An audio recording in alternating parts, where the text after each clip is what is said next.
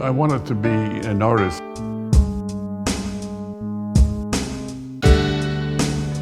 Looking back at the history of art, I wanted to be an artist. Hello and welcome to the podcast Art in the City. I'm with Alanis Forde, Akilah Watts, and Anna Gibson, three artists of Barbados that exposes in a group show in the Verena Kerfin Gallery. So curious to learn more about their journey as an artist and their inspiration, we will take a moment to discuss together about you and you as an artist, and especially since your art is full of culture and symbols that we are eager to know. And first, I'm eager to get to know each of you. So maybe you can introduce yourself. My name is Akilah Watts. I am a Barbadian contemporary artist, born, raised, and based here. I've always known that I wanted to be an artist, so I'm just thankful and privileged to still be practicing. Okay. Hi, my name is Anna Gibson, and I'm a Barbados contemporary artist. Yeah. Oh, short and sweet.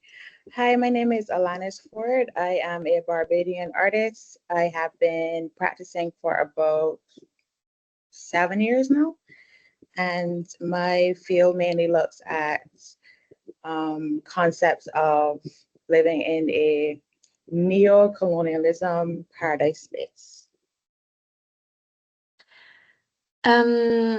So you talked about a bit since when you are doing art, but I wanted also to know in maybe your childhood or when you grew up, when did you know that you wanted to make art a living, and how did it came to you? What were the trigger points where you were like, okay, that's my thing?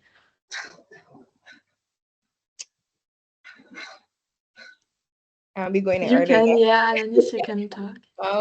I think, as I said previously, I think I always knew it was something that was ingrained in me from a very early age. I think as children, we all love creative things in terms of like coloring and drawing, but I think it sit within my spirit very early that is what I wanted to do as a career, even if I didn't know like logistic wise if I was going to be an artist or a gallery owner or a curator. I wasn't really sure career wise what that was going to look like, but being in a creative field was always something that was ingrained in me from a very young age. That my mother always tells this story to people that like I've been drawing seriously, or what parents would consider to be serious drawing, at a very young age. And with the way the Barbados school system works is kind of you choose a little early within like secondary school, which is around like 14 to 16, what kind of direction you want to start to head in. And so I was more choosing business and art as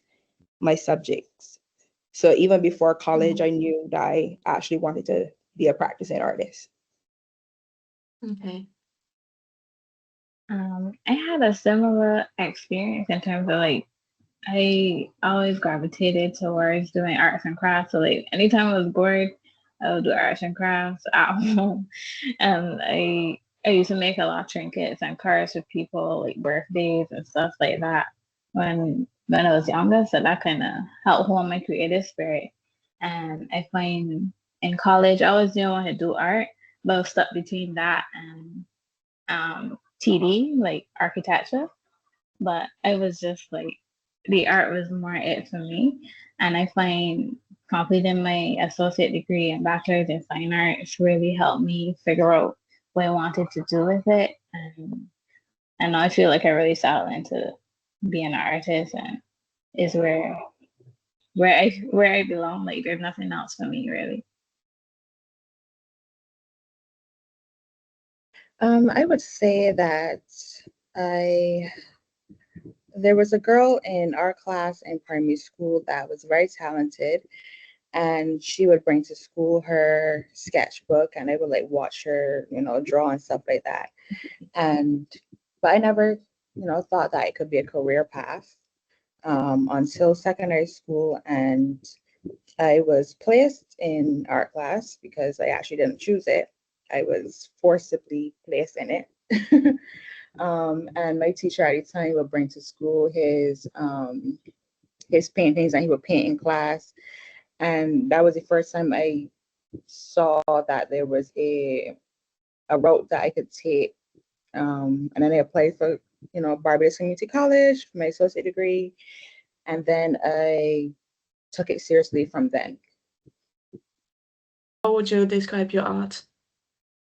I feel like it's a hard question, but I think I would describe my art as hyper focused. I'm not looking too much at realism. A lot of my art focuses on pulling a lot of imagery from Caribbean culture and images that we would have grown up seeing in terms of like our fruit, our veg, our plants, and juxtaposing them with actual family photos or photos from this space to kind of tell stories about this land I feel that haven't been told before, or at least not told from the perspective of us. I'm very much interested in looking at us as an extension of our space and just seeing the way in which our culture flourishes with our imagery that is not like stereotypically like the beach and stuff all the time. Mm-hmm. Do you have the same feeling about your art, that it's an extension of your space also, Anna and Alanis? I do, for sure. I touched on it briefly in the introduction, but to delve a little deeper, my work is entirely based on where I live and extracting concepts from this idealistic, place that is marketed as this paradise to come to for tourists, and taking that concept and trying to find where my escape is. So in my work, I call them like imagined paradise spaces.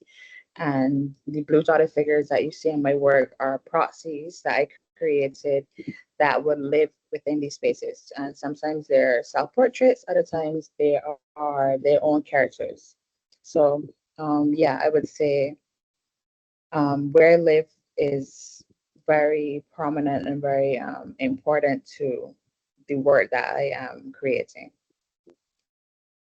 I will maybe skip a few things that I wanted to say, but because you are talking about your blue figure, and I read on your website that for you there's a duality between the freedom of this paradise and the kind of trap. I think you talked about it. Can you maybe develop a bit about this idea of your proxy that is free and trapped in the same time? I would say free and like there's a constant conversation happening between the figures and the space that they're in, because sometimes the expression or the body language can read as uncomfortable, but the space that they're in is considered very beautiful, idealistic. So I like to keep that contrast within the work to keep the conversation going, because I live here, I've been born and raised here, so there is comfort in that. But there's also things that within society and within our culture that is problematic and needs to be addressed, I believe. Mm-hmm. I think there will always be that comfort because it is my home, and then discomfort from certain things that I don't agree with, or certain parts of the culture that I feel like should be left in the past. Yeah. Anna, do you have also an opinion about this relationship with your island? Kind of. I more look at personal stories. So like my work derived from my own personal experience growing up and the different insecurities and stuff that are accumulated over time, like in my experience in school and secondary, like that was my starting point of a lot of my work now. So I was looking at insecurities and kind of how women, or Barbadian women and girls, were viewed, and the different archetypes and things that affected us growing up and made us who we are. And that kind of fed into the idea like trying to change and morph the body to fit in with the stereotypes of beauty that are here. And as the work has evolved, like it's become like a metamorphosis, and I'm more looking at creating a fantasy of nostalgia and elements that will bring you back to childhood or bring you back to a time where you weren't thinking of outside influences. So in that way, it also pulls back in from the Barbadian aspects of my childhood. So I've been looking at bubbles and bows and things that I used when I was young, and also placing the girls in environments, Barbadian environments. So like recently I started exploring looking at my old house, like it was like a chattel house, which is something specific to our Barbadian culture. And I kind of exploring that now more, like putting them in like spaces that hold memories from my childhood. Hmm. Yeah, so I see that's the three of you are really like engaged and like have tried through your work to have a kind of political engagement also, and try to know Akilah. No, I agree with you. I think is politically, I think we all have concepts within our work that we strongly believe in and that we want to talk about. And I think that's with any people that consider themselves, well, I can't say any people that consider themselves artists, but artists that create work that they believe in, it tends to sometimes lean on the political side. It was just interesting to me that you picked that up as well. I felt like the three of you are really engaged, like in feminism for Anna with your paintings that seem very like about the woman body, or Alanis you talk about your culture and what is not working. So can you tell me maybe what is like not working for you in this moment? I would mainly say it's within the tourism culture. Mm-hmm. We mainly um, depend on it. I would say that it really, during COVID, when the world was shut down, I thought that we would have, you know, as a society and as a people and as a government, learn that we shouldn't entirely depend on others coming here for our society to run, for our income. And we have fallen right back into that. So it's very, they're building a hotel right now in a certain, well, they want to build a hotel right now in a very inconvenient place. And some people have been, making some noise about it, but I believe they still will do it. So they want to take down a police department in an area called Whole Town and put a hotel. So some people have a lot of issues with that. But that's just one example of how, the government is too entirely dependent on tourism and tourism culture and just marketing us as a place, this beautiful place to come to, and we aren't looking at all the other things that have a lot of potential here that we can invest in. For example, okay, you're building all these hotels, but in terms of the artwork that these hotels are putting up, is maybe some prints that they found online and just framing and putting up. Why not create an initiative where you have to commission local artists to create work to put in these hotels, so you're creating jobs in that way. So the things like that I think is problematic, that the government needs to take a look at and do better in. But in terms of political, I wouldn't say that my work is political. I guess you can make an argument that it is, but the only way that I would say is political is in the concepts that I'm looking at. And it isn't like hitting you over your head with it, because I don't want my work to be like that. I like that is something very beautiful at first glance, but then when you spend time with it, it's like layers. Yeah, because when you look at your work, it's not obvious. You need, I think, keys to understand everyone's work. So, do you think you have some keys that you can give to the viewer to understand your work, the three of you? It's a general question. Let me think. Like something not obvious, but you need to know it to understand myself. I'm not sure if keys are something that can be given. Keys are something that I learned on a personal standpoint. I think I always look at art as a language, and language, you have your vowels and your synonyms and your nouns and your verbs, and somebody can tell you what those are, but unless you actually learn and engross yourself in the language, you will never fully understand and be able to read or speak the language yourself. And so I don't think if we can necessarily give you keys or sit down and say, this palm tree symbolizes this and this fruit symbolizes that. I think to a certain extent it's the viewer's responsibility to be interested enough to want to delve into a culture, enough to want to learn about it. I think our bios and our artist statements are the best keys possible to give the quickest introspection into our works without having to sit and give individual keys. I think it's very hard to teach a language without starting with the fundamentals. Yeah.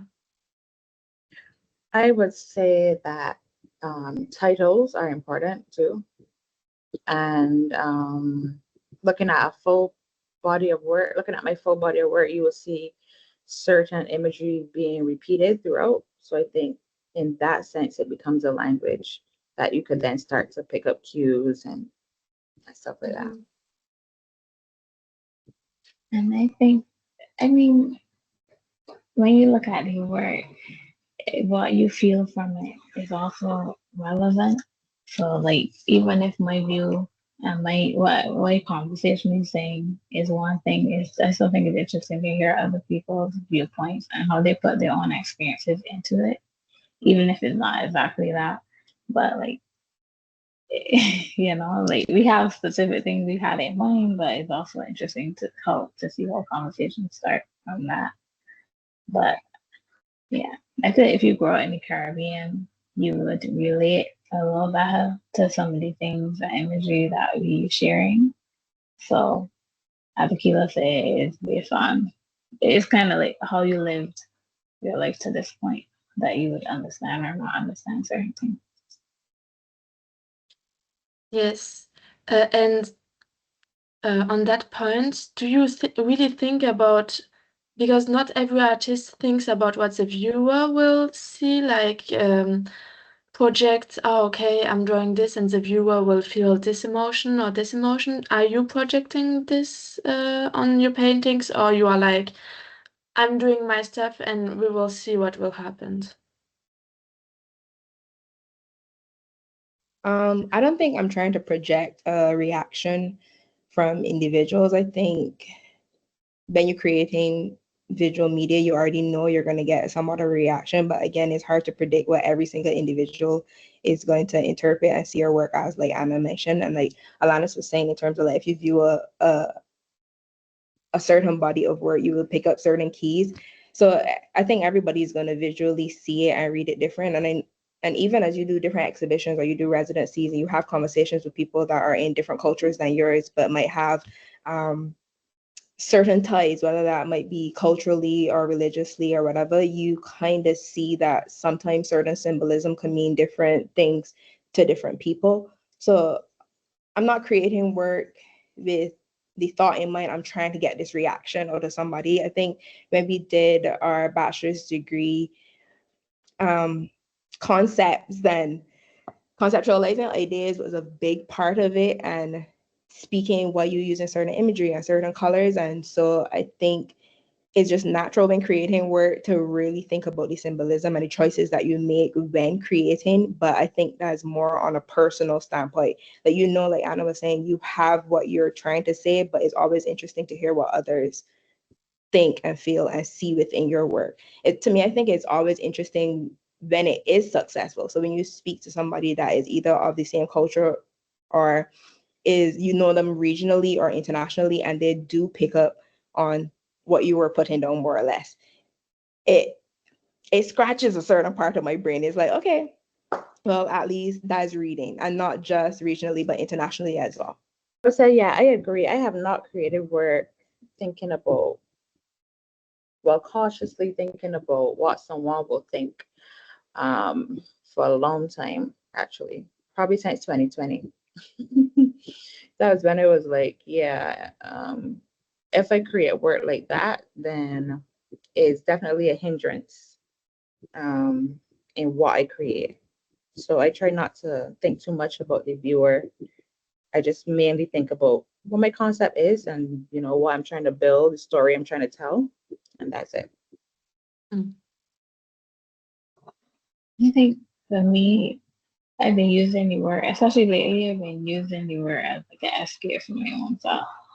So like I kind of been picking elements that made me feel the happiest. Or like when I look at it, I enjoy it just as much. And you know, if I think I enjoy it, then I think other viewers will hopefully enjoy it too. But yeah, that's my simple grounding at this moment. And you also talk about the nostalgia, the feeling of nostalgia in your paintings because you grew up in this on this island, and you know the people from the island will get you because they know the island. But do you think you can also make a person get this feeling of nostalgia even though they never have been in the island or in the Caribbean? I think yes. I think just to touch back on what Alanis said in terms of like tourism, like our island is very heavily dependent on tourism. And so even if you haven't been raised within the region, you could be culturally from parents that are from here. So even if you grew up outside of the Caribbean, you have Caribbean roots. So I tend to get a lot of collectors and people reaching out who be like, oh, well, I wasn't born in Caribbean, but I have Caribbean parents and I resonate with your work. And also, I think people visit here enough, and some of them do it every holiday or every Christmas or every summer, enough to start to pick up on certain key elements. And even if they don't necessarily know the full meaning of it, it has its own meaning for them. And so it resonates with them in a different type of nostalgia way. So for us, well, nostalgia might play into like traditions and feeling of home and family. For them, it might play into vacation and this feeling of freedom and a break. So I think it can resonate with anybody. Okay, and you talk about the collection. It was also a thing I think I asked myself is, do you know who is very interested in your art? Who is like collectioning and viewing your art? Do you know the types of profiles, or you are not like looking into it? It's usually persons who have some kind of tie to the Caribbean, I have found. Mainly, um, mainly American or people that lived in America. I have sold a couple things here and there throughout Europe, but mainly American and people of the diaspora, I would say. Because it's also a lot of American tourists that come to Barbados, or is it also other countries also? I think it's diverse. I think what Alanis was getting at is we do shows in other places as well. So they don't necessarily have to always travel here to collect work as well. But I think to touch on the question that you were asking, we very much look into who collects our work. We ask that question. If they're not buying from us directly and they're doing it through a gallery or exhibition, we ask to know, because I feel like it's a very personal thing that we're creating. through subject matter, through concept, through whatever. And I think it's just important to, I personally, I don't know how the girls feel about this, but I personally like to know who has my work. It's just a connection that you kind of have for life, just to also know who has it, who's resonated with it. But yeah, for the most part, like I could go through my website and look at almost every single thing that's been sold, and I could be like, okay, this was sold then to this person because I've either had an interaction with them in person or I've received their information. Yeah, most of my sales are here in Barbados, and mostly women. And I think the only man I could think of, or only two men I could think of, are gay. So it's like a very. I think my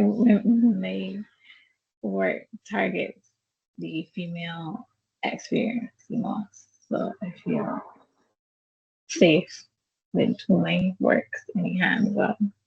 I don't know.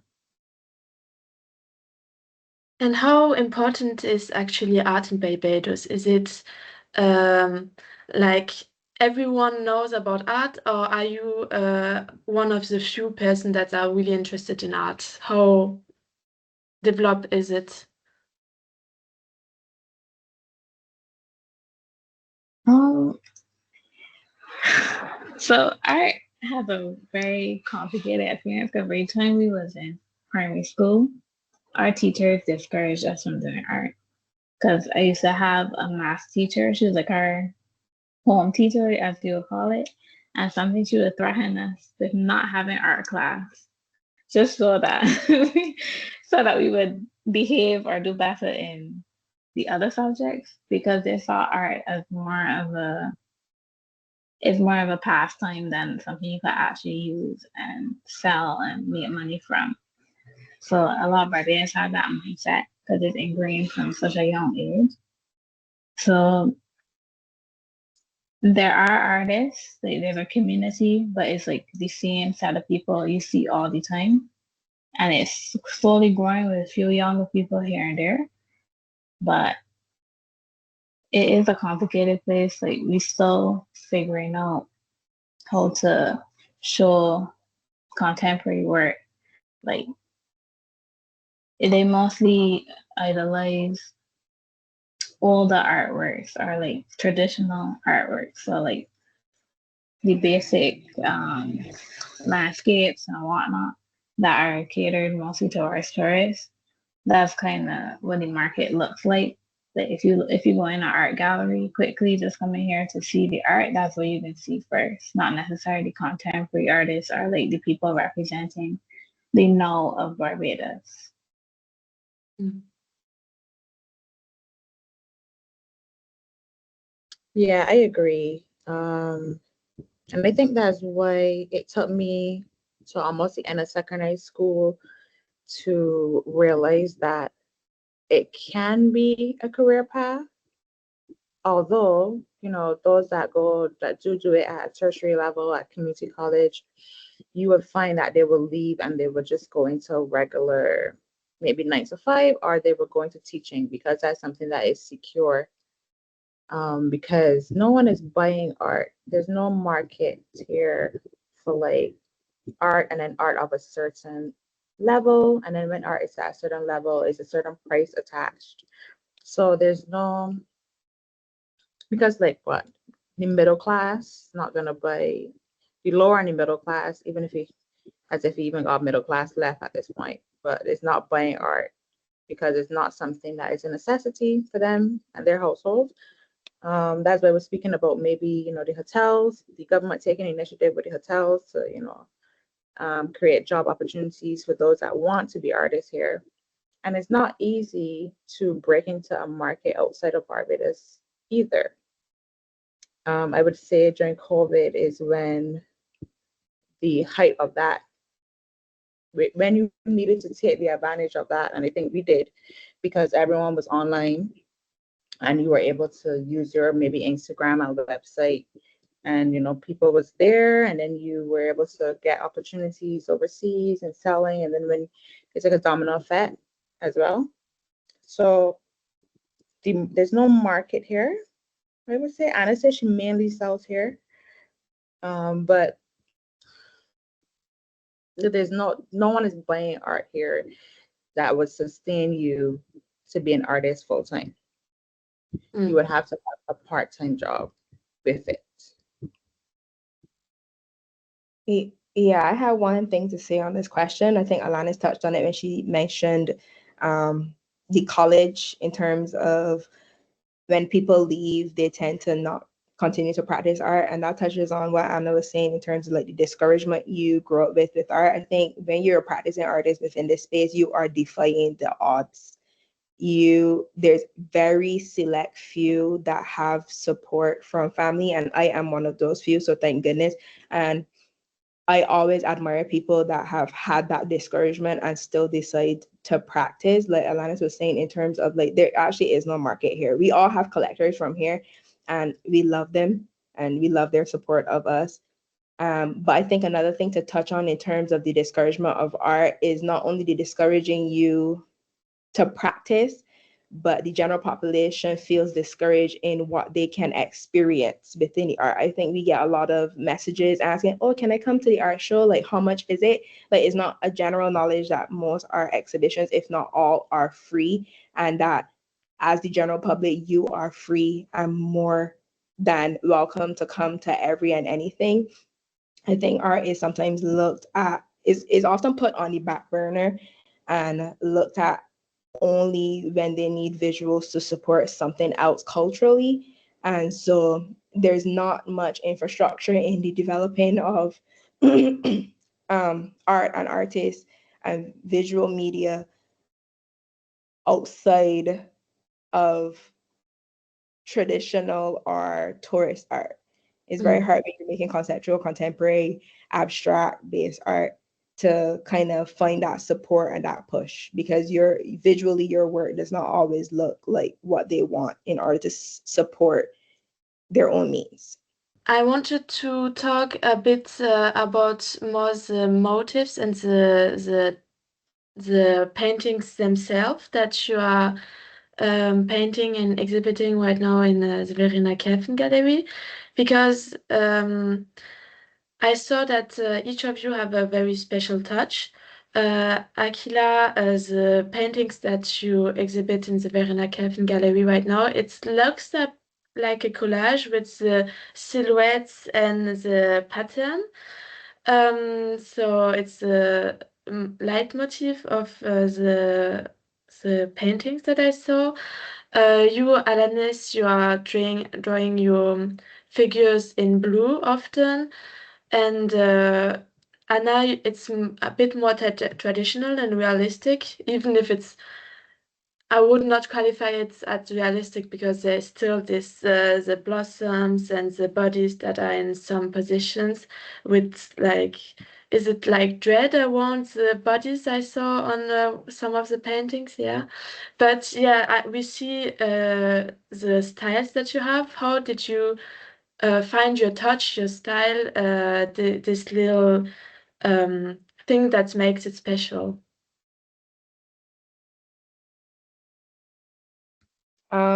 I think that comes with age and time and with practicing over a period of time. Like you come to get familiar with your painting style and the topics and concepts you want to discuss, and so it makes it easier.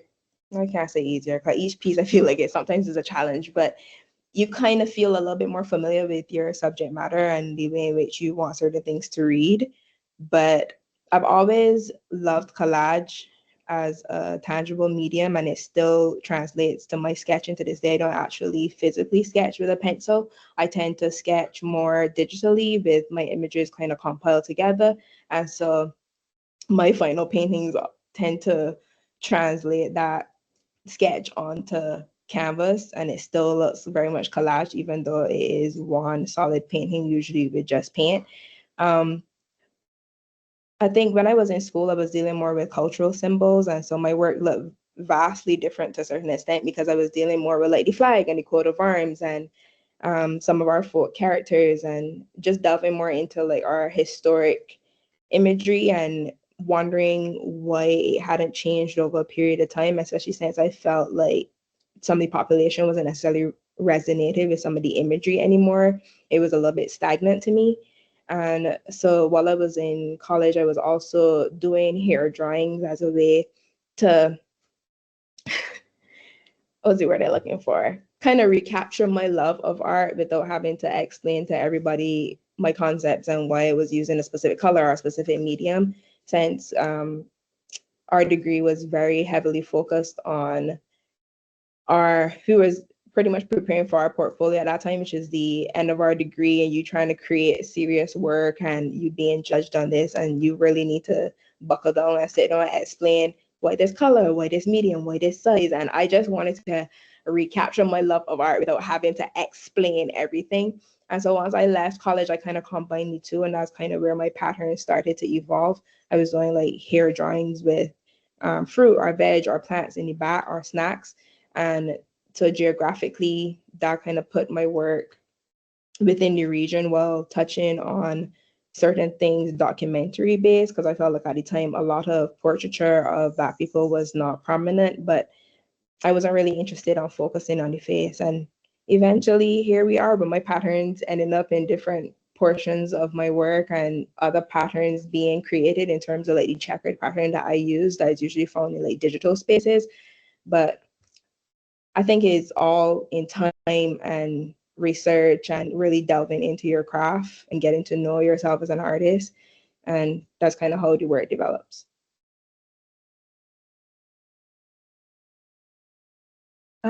I can just touch on the blue. That started, the first one I did was in 2020. I was playing around with this painting for a couple weeks, to the point where if you look at it now, you can see like a lot of texture on it because of how much I was like scraping and like, because it's using oil paint as well. And I had a black silhouetted figure on my canvas at the time. And prior to that, I was looking at Carrie James Marshall a lot. And he has these black, he's an African American, so his work looks at the African American experience, and his figures are black silhouettes mainly. And I was very interested in the imagery that he was using. So it came out in my work for sure. But then I started dotting in my backgrounds to create texture. And I was like, maybe I can bring this to the skin. And I had some ultramarine blue, a little bit of white, and a little bit of yellow on my palette. And I just started dotting on the skin to render, using dots to render skin, essentially. And I was like, oh, this is interesting. This is different. And I'm not a big sketcher either. So it was not something that had this huge, deep meaning before I started. But looking back now, it's like, the colors reflect our flag. The blue, we are islands surrounded by blue water and blue skies. So maybe these are things that I was doing like subconsciously. And I think it's important that artists have like a signature as well. So it was like something I could develop and build on. And I was tired of doing self-portraits in the traditional sense at that point. So it was like, these can be self-portraits without using my face. So like all of this just developed over time. It's been what, 5 years now? And yeah. So my work, I tend to look at women bodies and kind of dissecting it. So a lot of it looked at the paintings. We all have one of them, metamorphosis, I think it named Cocoon, Bear Cocoon. That one, I was looking at the idea of shifting and changing the body, and the idea like metamorphing was right. So I was looking at the story of Narcissus and how he fall into the water, the idea of like self-reflection or like you staring at yourself for so long. And he fell into the water, and then afterwards, daffodils or narcissus flowers bloom. So I was looking at that idea in comparison with the girls having, because I had started looking at magnifying insecurities. So I did big paintings magnifying my own insecurities and like compile the different other people's experiences and insecurities. And over time, I was looking at the idea of molding, using hands to mold and shape the body into different forms. And then I started using string and wire and sorts of other things to manipulate the body. So I was kind of looking to expand and put the girls in a space instead of just having them be these like tortured but yet somewhat confident figures, because I kind of thread that line of something painful is happening, but you're still putting on a front as though everything is okay, or you're looking in tip top shape, even though you have bandages or stitches or whatnot going on. So I started more thinking more on like the retrospection side, introspection side, like how are we feeling inside? Like is the need for change constantly still nagging at us, or are we gonna stop or find a sense of perfection? So that's why I started looking at creating like a safe space or escape for the girls to access away from outside influences. And that's where the other painting comes in, because I was starting to explore world building using the flower story and narcissist, combining that with ideas of nostalgia. So a lot of the bowls and bubbles and little trinkets you see at the base of the flowers are things that I found. I was digging through at home and I found a box full of a lot of bowls and bubbles that my mother used to put in my hair. So like they're the actual old ones that I treasured. So I had started playing around with those, taking photos and whatnot, and that's how that imagery came about.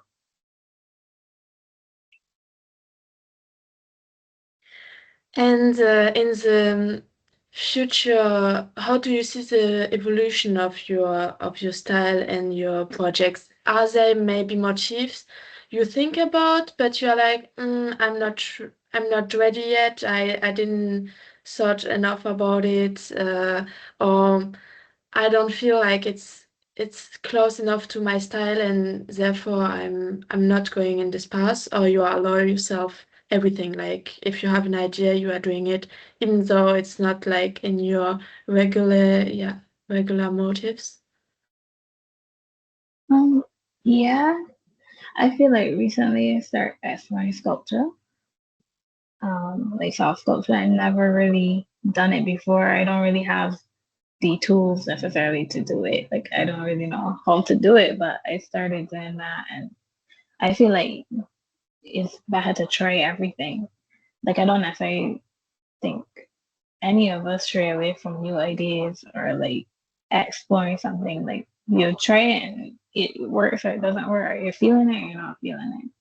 But even if it's completely different, I don't think that's a bad thing personally. Mm. Yeah, I have recently been telling myself that I need to, because I fell into this whole, I have multiple series and I fell into this, okay, if I'm creating a work, it has to slot into this particular series. I found myself doing that and I got bored very quickly. So I have recently been just trying to create very unique pieces, and wherever they fall, they fall. Or maybe it's a whole new series, I don't know. So I have been just trying to get back to the root of just creating and just the basic of it, the basis of it. And the reason why I wanted to do art in the first place. So I'm not boxing myself in anymore right now. I'm just creating very unique, individualistic pieces. Mhm. Yeah, I kind of fall in between both categories of what Anna and Alanis were saying. I've always created work without thinking about series in mind, because majority of the time, well, some of my past series, I would have created enough of them to have created the series organically without thinking about it. And I find that now a lot of my work that I create kind of have elements of multiple things in them, so they could fit in multiple places. So I'm not really too focused on trying to make them fit someplace. And then also with what Anna said in terms of not straying away from ideas, I try a little bit of everything. I got sculpture, I got drawing, I got linos, I got I'm looking more to get immersive within like my exhibitions and not only looking at putting stuff on the walls, but maybe adding extra elements that you could interact with, or maybe wallpaper and actual furniture that reads into the concept of what I'm trying, or the story that I'm trying to tell. And I think they could tell you firsthand. There's multiple works that I've created that they've told me, even up to I think this week, maybe yesterday. Anna was like, "When you gonna finish this? Like you got these?" And I was like, maybe never. I am a big believer in starting any idea you want, and if it does not continue, then that's fine. It may inform something else. You may come back to it in another 10 to 20 years. Like, who knows? I think half the fun of it is just exploring, and sometimes it's just a itch you need to scratch in order to move on to something else. Mm.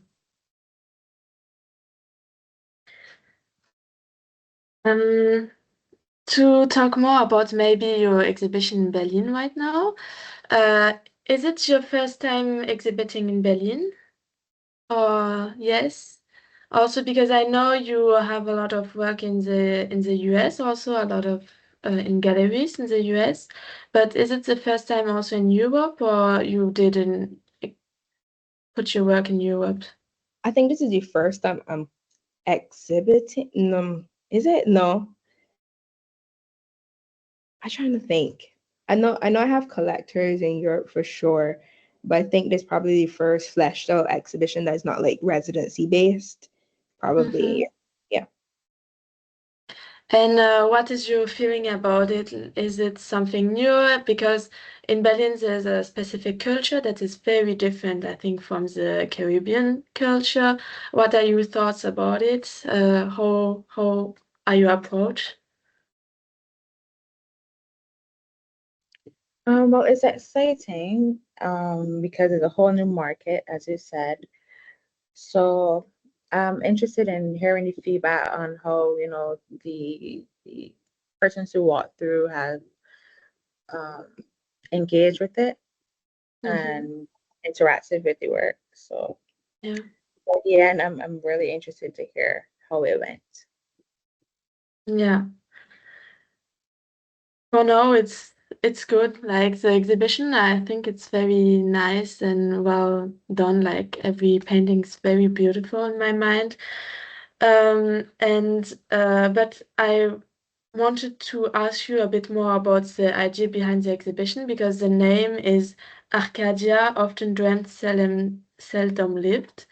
Do you have any thoughts about it? What is the idea behind it, maybe? Well, when we were brainstorming, we put together all the work that was going to be exhibited, and we um, extracted words from that is based on all our concepts, based on the work. And I think the name, we want it to be, we don't want it to be too on the nose, but it kind of on the nose when you read it. It's like Arcadia can be seen as like a paradise or as someplace like a utopia. And then Alton, there was a name, Alton. Often dreamt, Oh, seldom lived. something like that. Alton dreamt, right. So like as I was, what I was saying in terms of my concepts, how we are, seen as this idealistic space to come to, but for the locals especially, like it isn't this utopia. So it's like it's two sides of one coin, essentially. Yeah, I think when choosing, we had, I think, three kind of working titles that we felt touched on some of our works and the meanings, but they weren't necessarily reading as like the headliner you wanted, like that punch line that you kind of want. And so we kind of bounced ideas back and forth and went through kind of changing out a few of the words. And I think even this last title was a little hard because somebody who shall not be named in this trio did not necessarily feel like her work fit into the paradise space. And like Alanis was saying, in terms of like the two sides of the same coin, I think like, it was important for us to pick a title as well that exhibited like the balance of life. And I think like, well, paradise is something that's usually decided or said by an outside viewer. The people that actually live within that space also have to live with that title and reimagine what that title means to them. And so I thought that it was perfect for all three of our works, who, while looking very beautiful and examining a lot of female forms or forms in general, also deals with other things that are a little bit more serious. So just trying to pick something that was balanced and exhibited like the reality and not necessarily only the idealistic view of something. I felt like I think I would do one that was a little like on the cycle, but I did feel like it resonated with the idea, the dream aspect, because like I'm dreaming up a whole new space. And yes, it does have elements of Barbados. Like I can't really get away from that. Like that is my daily experience. So eventually I was convinced. Okay, and maybe to conclude, what are your future projects or expectations? Is there something you want to add that we didn't talk about that is very important to you? Currently I'm just creating work. I recently accepted a job to be the visual coordinator for Carifesta 15. So this is the first time I'm going to be doing something more administration based. So wish me luck.